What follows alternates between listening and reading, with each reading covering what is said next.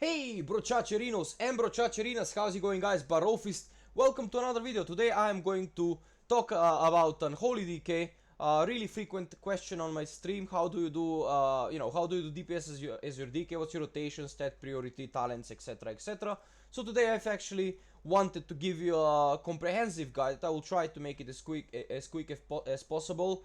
And I've prepared myself actually for this, so you don't have to waste much time watching this stuff. So first thing I wanted to talk a little bit about talents, so the talent build that I'm running right now is Ebon Fever, Pestilent Pustules, Unholy Frenzy, Slash Belcher, Lingering Apparition, Shadow Infusion, Dark Arbiter. Now we have couple variations here. Bursting Swords over Ebon Fever is preferred when you're going for like extreme high AoE DPS, like when you have a lot of ads around you for the most of the fight, then Bursting Swords will pull ahead, but Ebon Fever it's also usable for 3 to 4 ads and just mainly focusing on one target. Pestilent Pustules, it's the biggest right now benefit because you gain one rune, and always when you're gonna burst a lot of runes, and you're always gonna have some extra runes coming out from these Pestilent Pustules. Some people are using Blighting Runic Weapon for start their burst, but it's really not needed. You're gonna see later when I'm talk about the rotation. Epidemic, it's used for really high, probably like Mythic Plus, extremely often and high AoE fights as well, but mostly it's avoided, so just avoid Epidemic. It wastes runes as well. So Unholy Frenzy is really good when you play Dark Arbiter because it gives you some extra sudden doom procs, 100% increased haste will give you some extra sudden doom procs that you can feed to Dark Arbiter, will do more damage for you, so it gives you a lot more damage than Clawing Shadows if you go with this build. Some people also want to play Clawing Shadows, especially in bosses where you're not having really big uptime, so you have to do like the damage from range. Clawing Shadows can be alternative, but 90% of the time Unholy Frenzy will be better. Slash Belcher I use because it gives you one more pull, but you can use whatever. Also here you can use whatever. On high magic fight you can use this Spell Eater, but Lingering Apparition for the mobility I prefer for most of the situations. Shadow Infusion is better for me because I can empower my pet a lot more, and the pet is consuming the festering wounds, which will passively give me more damage, and I don't have to waste rune on Scourge Strike to burst some wounds, and my pet is passively bursting wounds, so basically in 3 seconds I have a chance to burst 4 wounds, and someone going with let's say Necrosis will burst only 2 or 3 wounds because their pet will not burst their wounds all the time, because my pet is active, like my pet is transformed like 80% of the fight, it's not transformed only 20% of the time when I need to dump my runic power into pet. And basically when you don't have pet you just dump runic power. I'm gonna talk later about rotation, so that's why I'm using Shadow Infusion.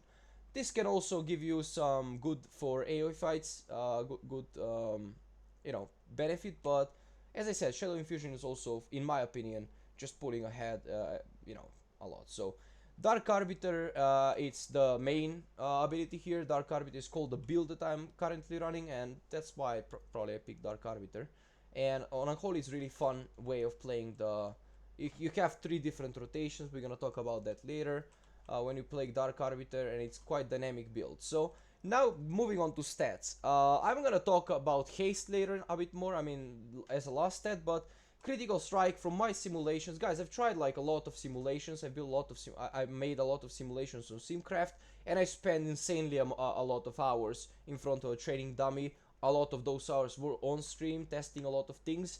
So out of all those testings, these are my stats that I want to go with and that I feel most comfortable playing this build. So critical strike from 15% to 20%, there is no mistake. You can go 15, you can go 20. Don't go over 20 because in my so far testing, going above 20 will just hinder your DPS, because those 2%, for example, if you're 22, if used on haste or mastery, will give you a lot bigger benefit on the long run. So 15 to 20 haste, mastery never below 80.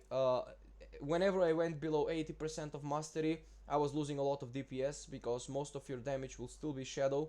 I don't know if pet is affected by mastery, shadow increased damage, but I think it's not, so it doesn't matter for the pet, but for your overall damage, mastery is extremely big factor, so going below 80% will just hinder your damage. Versatility, just extra stuff, and also you have haste. Okay, so for haste, guys, this is why I've left it as a last. For haste, you have couple things you gotta understand.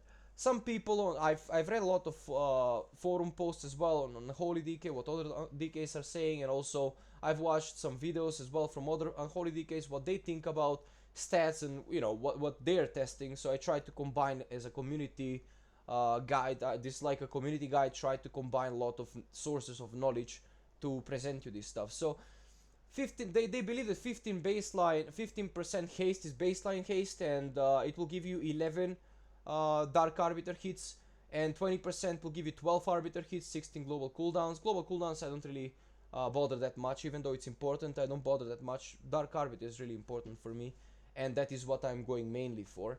So you have 11 on 15%, 12 on 20%, 13 on 28%, 14 on 32%, 35. That's 15. So I have to stay here. 35% is basically 15 Dark Arbiter. No, actually that's 14. You don't even get Dark Arbiter cast. Actually, you get. So basically 15 you get on 35. However, that is not true. From my own calculation, spent hours upon hours removing gear, starting with 0 haste, summoning Dark Arbiter. Dark Arbiter on 0 haste does 9 Dark Arbiter strikes. 12% was the breakpoint where I was able to push to 10 DA strikes. This is on target dummy. Remember that these numbers means nothing on boss fight most of the time, because I mean most of the time, maybe not most of the time, but in rare occasions it will mean nothing, because some bosses are knocking you, some bosses will change the phase, some bosses will require to run away or something like that. So Dark Arbiter will not always hitting, will not always casting. It will be interrupted. It will be, I don't even know, So this on training dummy or standing still boss like Goroth or something, this means something. So 12% of haste is when the first breakpoint happens and when you get 10 Dark Arbiter strikes. 25% of haste for me was needed to get 11 Dark Arbiter strike, and around 36.5% haste was for 12 Dark Arbiter strikes. After this it's not needed. Like you cannot go more than 36% in my opinion without losing tremendously big amount of DPS. So 36% it's what you can go max for, but I don't recommend going between 25 and 30% of haste. For me gave the best results, and I don't think that going more than that will give you even more benefit. This is just some if you have some crazy trinket on use like the Fell blah blah engine, Fell oiled infernal machine, then you can have, like, if you use this trinket I can go above 40%, but that's just not needed.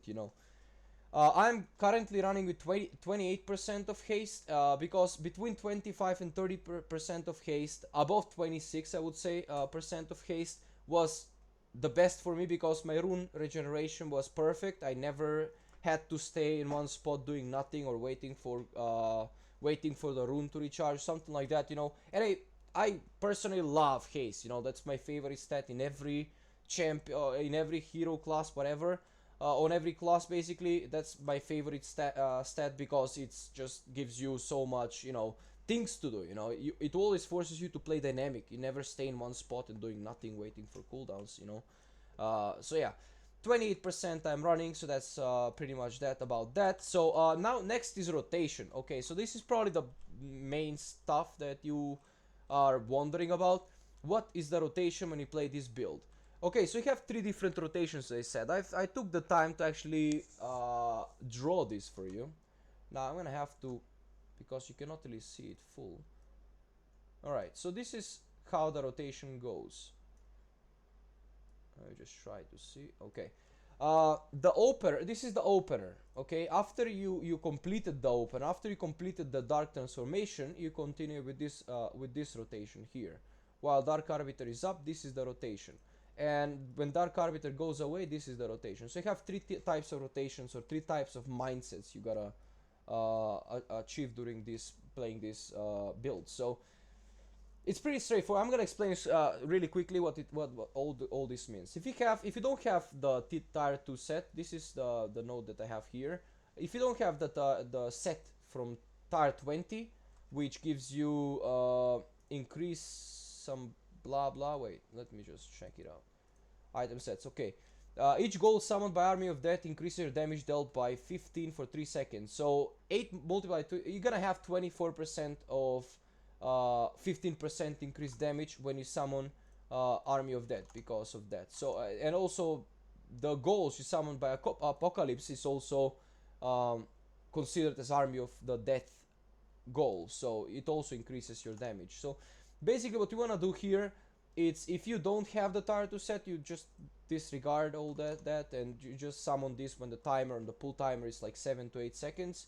Before pull you summon the Army of the Dead. After that you go 2 Festering Strikes immediately. Some people tend to use Outbreak on the range, which is really wrong. Because when you get to the target, this is what will happen. You use outbreak on range. When you get to the target, you use 1 Festering Strike, you get 2 wounds, you get another Festering Strike, you get 2 wounds. Now what will happen is you don't have rune for another Festering Strike, so you need to wait 4 seconds until you get the next rune to be able to get to those 6 Festering Strikes so you can actually do the opener. So I have researched a lot and tested a lot, and this I found is the best opener that you can actually do. Basically this is how my opener works. You go and do 2 Festering Strike, Festering Strike, Festering Strike.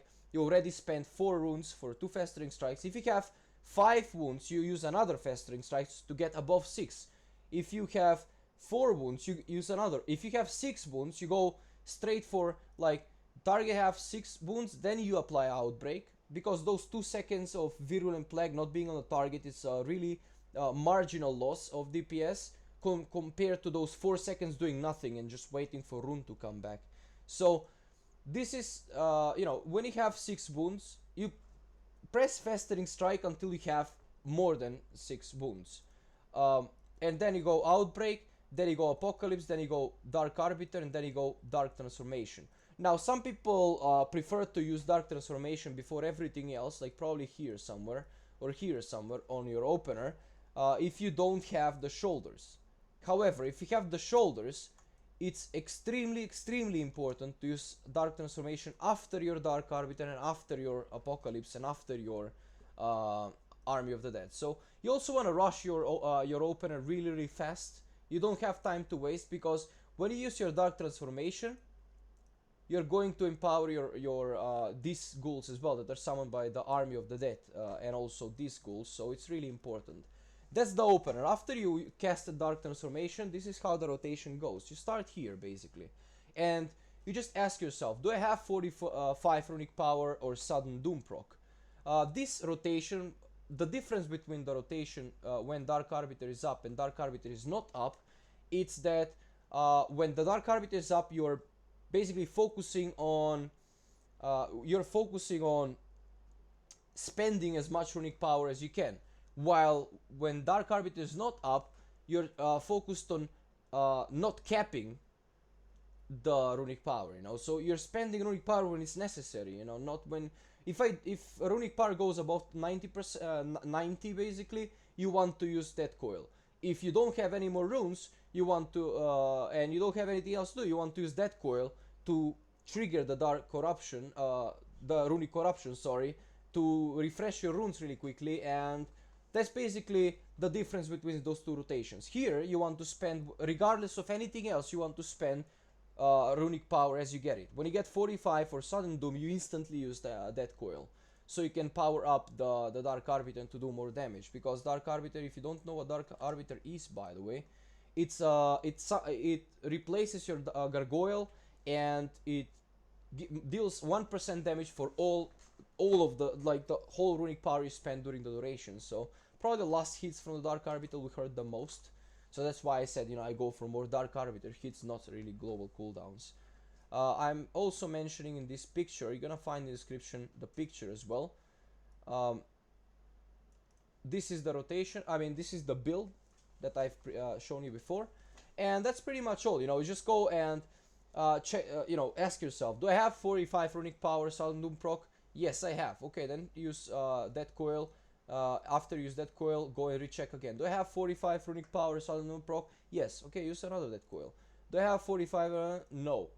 You know, no. And then when you get no, then you want to use Arcane Torrent if you're a Blood Elf to get some more runic power while the Dark Arbiter is up, of course, not here. And then you ask yourself, no, is Virulent Plague on the target, or is the duration is more than 3 seconds? If the duration is 3 seconds or more, then you go and ask yourself the next question. But if it's no, then you use Outbreak and go and recheck this stuff again, because maybe that Outbreak feels, maybe you had like 35 runic power and that Outbreak gave you 10 runic power and you have 45 now for that coil. So you want to go back and re-ask yourself the same question and then the same question. And since you just used Virulent Plague, the next question, the next answer is yes, you know. So Virulent Plague, it's up and it's 3 seconds or more. So do the target have 4 or more wounds? Now you're gonna ask yourself, or you're gonna ask me, why 4 or more, you know? Because most of the time while Dark Arbiter is up, Dark Transformation will also be up.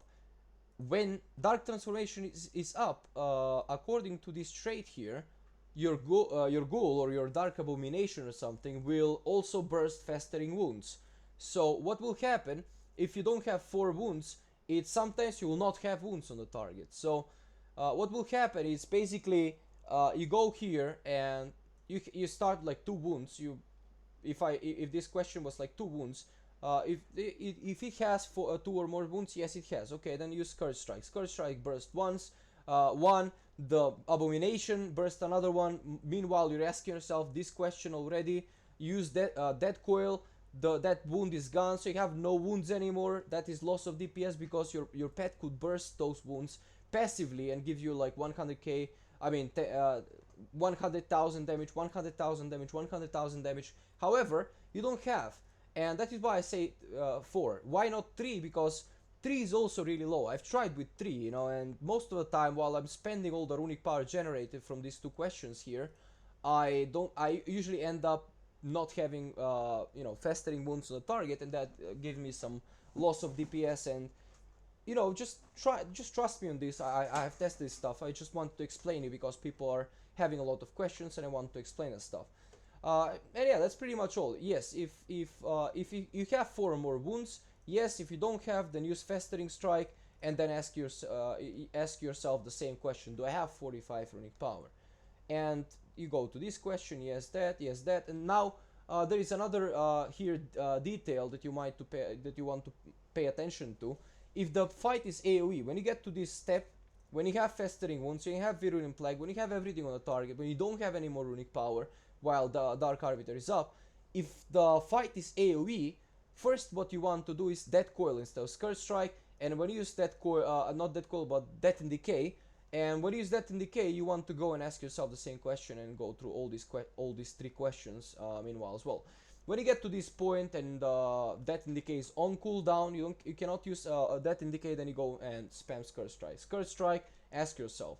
Go through these questions in your head. You gotta make this muscle memory. You don't wanna go into raid and have this on the second monitor. You want to have this on the second monitor when you're training. But when you go to raid, you want to have all this learned and mastered if you want to perform really good. So that's when the Dark Arbiter is up. As I said, while Dark Arbiter is not up, you're focused on not overcapping runic power. So runic power, it's basically you're asking yourself whether I have 90 or more runic power. Why 90? Why not 100? Because Festering Strike gives 25 or something runic power. I'm not really sure. Something like 22, right? So I don't wanna go with 85 or something. I just wanna have like a round number, 95. So do you have 90 or more runic power or sudden doom proc? Yes, then use that coil. If not, then go Virulent Plague is up and it's 3 seconds. Yes. Target has 4 or more wounds. Yes. This can be 3 wounds here, maybe not 4, because Dark Transformation will not always be used or used. But as I said, 80 to 90% of the time Dark Transformation will be used and your pet will be transformed if you're going with Shadow Infusion talent. So that's pretty much all about the rotation. You just want to use this stuff, and I have some text here that you want to use. Yeah, so for both rotation, it's also important to use Dark Transformation off cooldown.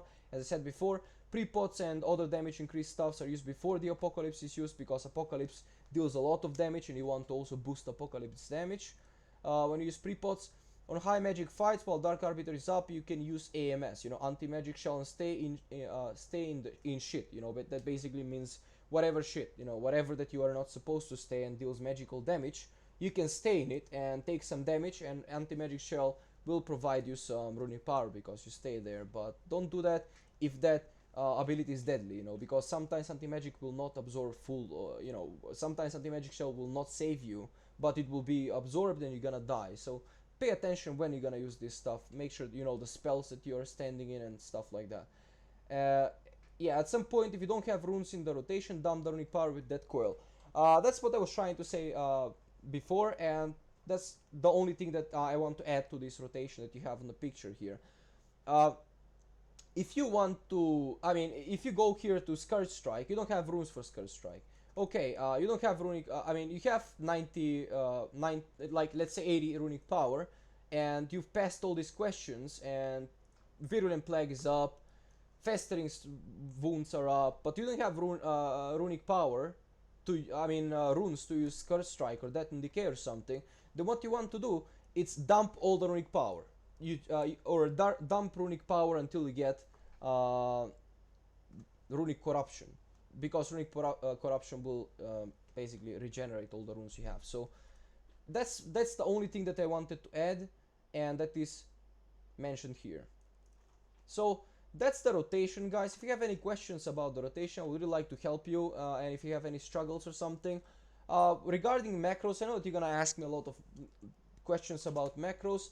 The only macros that I'm running is Unholy. It's the pet attack and pet assist. You have pet attack macro. I mean, not macro, but default keybind is control 1. Well, I have changed that with like control 1. I have changed that with my macro.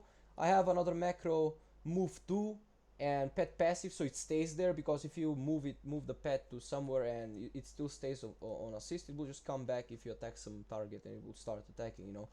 So that's a no-go. What the hell I just did? Pet move to pet passive. Okay. So that's a no-go. Then you have, I have, this is just not, this is for PvP, so you don't really have to know that. I mean, you can see it, but it's just for PvP. What else I have? Yeah, Dark Transformation, Pet Attack. That is not used here for some reason. There you go. And then I have Apocalypse and Felled Oil Infernal Machine here. If you happen to have the trinket and you want to go crazy with the haste, it's better to use the trinket on the Apocalypse, because you use Apocalypse before the Dark Arbiter.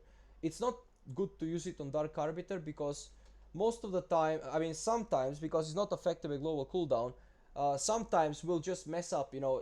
First it will pop Dark Arbiter and then the trinket will come up, you know, and that makes, I think the Dark Arbiter takes snapshot of your stats, you know. So if you have 100 haste before you summon the Arbiter, like in the moment when you summon the Arbiter, it takes that 100% haste from you, and it doesn't really like if that haste changes down to 30, I don't think the Dark Arbiter gets down to 30. I think it just continues with 100. I'm not sure. So that's why I'm using this Felled Oil Infernal Machine on Apocalypse instead of the Dark Arbiter. So those are the I have for focus macro. I don't have really macros for Unholy DK, to be honest, because most of the things you just need to press them manually. You don't want to use macro for everything, you know, Swifty macros or something. And I'm using some weak auras. I can share some of the weak auras if you want. This is tracker for my Virulent Plague, for Festering Wounds, and for Scourge of the Worlds. This is for Sudden Doom, when it's 5 seconds before expiring. I want to know that, so I know that I have to use it in the next 5 seconds or something, if I'm stacking them or something. But usually it's best to use them, you know, as they come. Except when you're trying to summon Dark Arbiter, you want to keep those sudden dooms as much as you can on Dark Arbiter. So those are the things as well. You want to have dark runic corruption or runic corruption, basically another weak aura tracker, so you know when the runic corruption it's procced, and you don't want to spend more runic power into trying to proc it. So that's really something that I want to also add, but I haven't really had so far the time, or just forgot. And yeah, I have Pet is missing here, and I have Dark Arbiter. How much damage? I'm gonna show you the rotation as after I finish all this theory crafting. So basically those are the weak auras that I'm using. When Pet is missing, this is rolling on my and this is how much damage my Dark Arbiter has done, how much runic power I have dumped during the duration of the Dark Arbiter, and those are all the weak auras that I'm currently using. But those are all the things you need to do. You don't want to just overuse weak auras for everything. You want to check out the the bars without having add-ons or something. You want to check out the bars and you want to learn how to track things without using additional add-ons. Because if sometime tomorrow weak auras or any add-on that you're using says, okay, sorry, we're not developing this add-on anymore, it will stop being compatible, and you're gonna be left hanging there. What should I use? Like, how should I fucking track now? You gotta learn another add-on. It's like complications. So you wanna use as low amount of weak auras as possible for your character. So I'm gonna show you now how much DPS I can do as this build, and for that I'm going to have to use a rune, flask, and food, and I'm going to use also heroism. I will not talk much so I can focus on the burst or on the rotation. Let's hope that I will not fuck it up. Alright, so you do pull. I don't have, by the way, the 2 set bonus. I don't have any set bonus. I'm just having some normal gear. Alright, I'm gonna make 12 seconds pull timer. When the pull timer gets to like 7 or 8 seconds, like right now for example, you summoned. Okay, pre-pot, heroism. Okay, you see? Then Apocalypse. Now Virulent Plague. And then you just dump the runic power as much as you can. Dump. Arcane Torrent.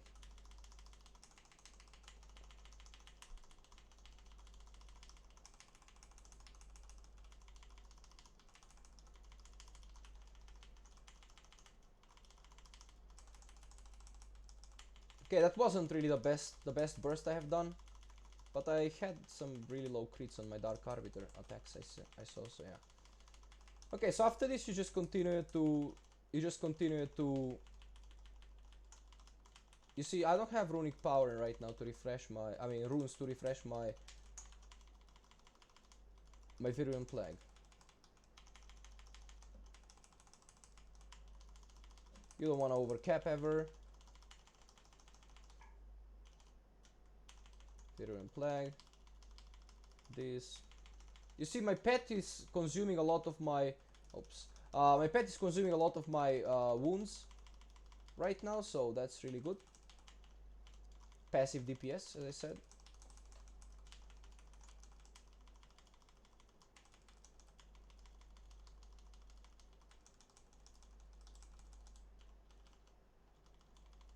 Okay, so now you want to get prepared, you want to have some runic power.